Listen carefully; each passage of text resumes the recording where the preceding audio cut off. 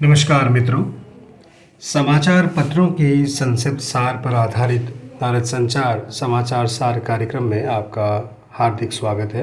मित्रों, आगामी लोकसभा चुनाव की निर्वाचन आयोग ने शनिवार को घोषणा के बाद पूरे देश में देश में जो है आचार संहिता लागू हो गई है और अब राजनीतिक पार्टियां पूरे जोश के साथ अपने राजनीतिक भविष्य को संरक्षित करने के लिए, सुरक्षित करने के लिए हर संभव प्रयास कर रहे हैं।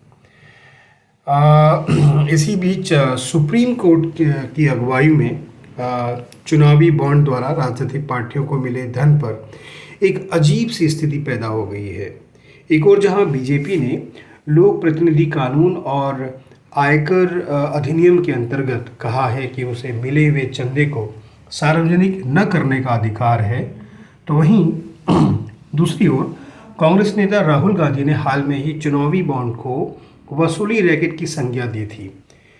एक तरफ बीजेपी तृणमूल के साथ कांग्रेस भी वो पार्टी है जिनको चंदे का एक बड़ा भाग मिला है, बड़ा हिस्सा मिला है, और ये भी राजनीति का एक विशिष्ट उदाहरण है।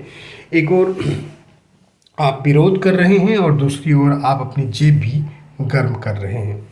इधर दिल्ली के मुख्यमंत्री अरविंद केजरीवाल के लिए चुनौतियां भी लगातार बढ़ रही हैं। ताज़ा मामले में लोकसभा चुनाव 2024 में जो 24 की घोषणा होते ही प्रवर्तन निदेशालय यानी ईडी ने दिल्ली के मुख्यमंत्री के खिलाफ एक नया केस खोला है। आम आदमी पार्टी ने इसको लेकर दावा किया है कि चुनाव के दौरान ईडी दिल्ली के मुख्यमंत्री को गिरफ्तार करने की कोशिश कर रही है।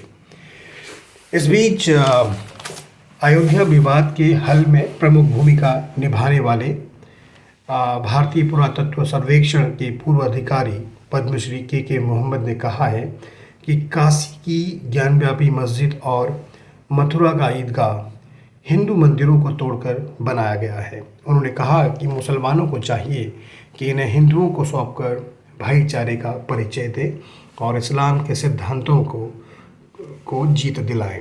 बहरहाल, देश के इतिहास में इस बार का चुनाव और उसका परिणाम काफ़ी चर्चा में रहने वाला है।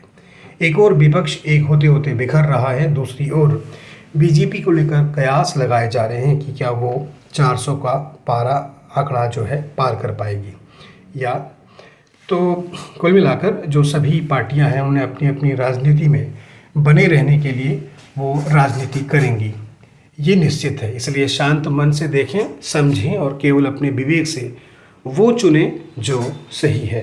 बाकी कल तक के लिए आपसे अनुमति चाहते हैं। नमस्कार।